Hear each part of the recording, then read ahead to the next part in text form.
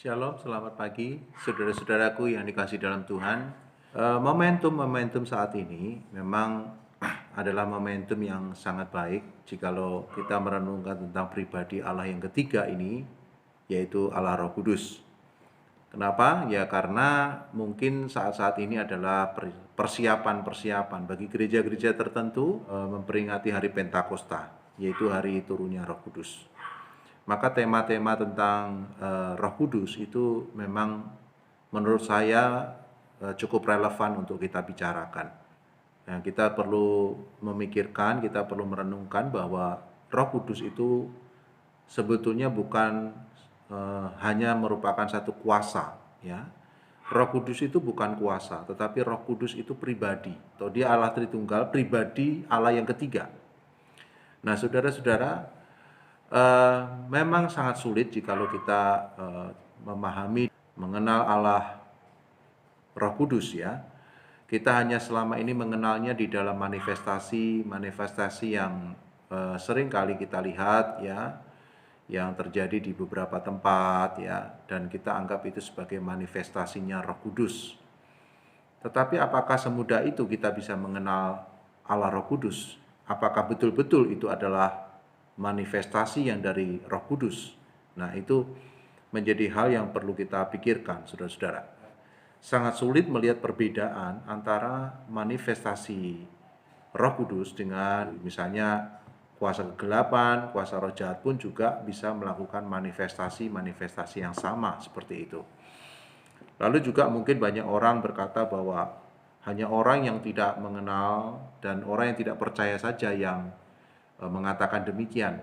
Tetapi saya rasa cukup wajar jikalau kita mempertanyakan itu, karena pengalaman-pengalaman supranatural seseorang yang dianggap sebagai pengalaman bersama Roh Kudus itu selalu bersifat subjektif dan memang itu pengalaman pribadi ya, pengalaman pribadi yang orang lain tidak tahu, sementara orang yang mengalaminya berusaha menceritakan pengalaman yang dianggap itu pengalaman Roh Kudus itu kepada orang lain, dan kita berharap orang lain menjadi percaya. Nah, itu sebabnya perlu bagi kita selalu menguji setiap pengalaman-pengalaman yang kita anggap sebagai pengalaman kebenaran itu dengan firman Tuhan, ya. Kenapa menggunakan firman Tuhan? Itu satu-satunya alat uji yang paling kompeten untuk bisa kita gunakan, untuk kita bisa menyelidiki apakah itu benar ataukah tidak. Saudara-saudara, kita memang perlu berhati-hati ya. Di akhir zaman ini ada begitu banyak hal-hal yang aneh-aneh muncul. Dan jikalau kita tidak memiliki daya kepekaan untuk menilai, maka mungkin saja kita juga menjadi orang yang tersesat. Saudara-saudara, saya tidak anti terhadap manifestasi Roh Kudusnya, ya, karena itu bisa saja terjadi kepada seseorang. Yang saya maksudkan adalah perlu diuji, ya, kebenaran yang kita anggap kebenaran itu harus diuji. Segala sesuatu saja, jikalau ada sesuatu penemuan itu selalu diuji. Tetapi saudara-saudara, kenapa kita tidak mau setiap kebenaran yang kita anggap kebenaran itu diuji? Ya, salah satu yang paling bisa ya bertanggung jawab sebagai alat uji dari kebenaran itu adalah firman Tuhan. Nah, saudara-saudara, itu sebabnya mungkin pagi ini saya ingin mengajak kepada setiap kita untuk mengevaluasi seluruh konsep-konsep yang kita miliki sekarang, khususnya konsep tentang Roh Kudus. Bagaimana caranya kita bisa mengenal Roh Kudus? Kita juga harus mengenal yang paling dekat dengan Roh Kudus. Saudara-saudara, tidak ada manusia yang bisa mengenal Allah dengan baik. Tidak ada manusia yang bisa mengenal Allah Roh Kudus dengan sempurna selain pribadi Yesus sendiri. Kita sangat bersyukur, saudara-saudara, karena Tuhan Yesus telah hadir di dunia 2000 tahun yang lalu, dan bahkan kemudian Yesus mengajarkan kepada setiap kita tentang doktrin-doktrin yang sangat penting, ya, terutama pengenalan-pengenalan tentang Bapa. dan pengenalan-pengenalan tentang Roh Kudus.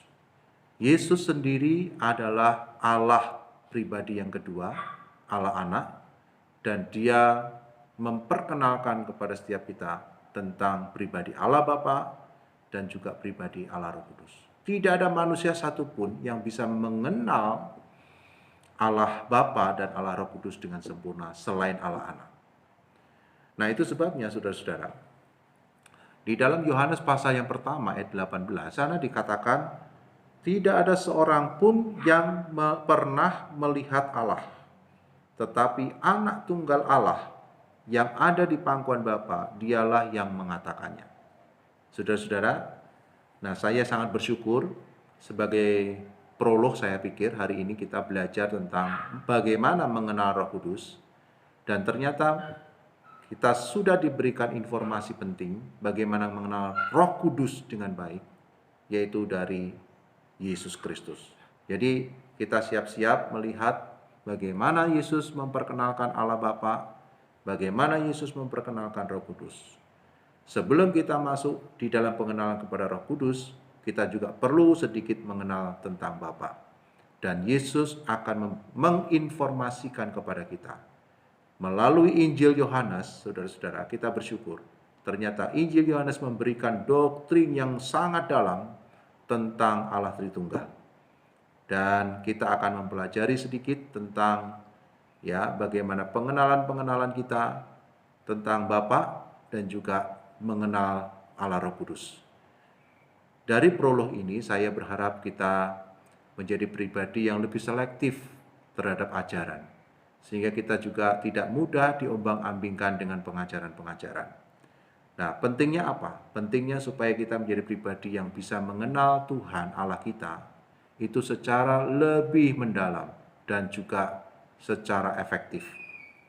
Ya, sehingga pengenalan kita kepada Tuhan, baik Allah Bapa, Allah Anak, dan Allah Roh Kudus, itu adalah pengenalan yang bisa dipertanggungjawabkan karena kita mengacu kepada firman Tuhan yang diberikan kepada kita melalui ilham dari Allah sendiri. Ya, puji Tuhan. Sehingga pagi ini saya pikir kita belajar untuk sedikit untuk mempersiapkan diri kita, ya, untuk bagaimana mengenal Allah Roh Kudus dan punya pola pikir yang diubahkan. Kita terus mau belajar supaya kita juga bertanggung jawab di dalam konsep-konsep kita tentang pengenalan kita akan firman Tuhan.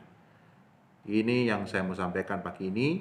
Kiranya Tuhan berkati dan selamat beraktivitas. Tuhan Yesus memberkati kita semuanya. Shalom.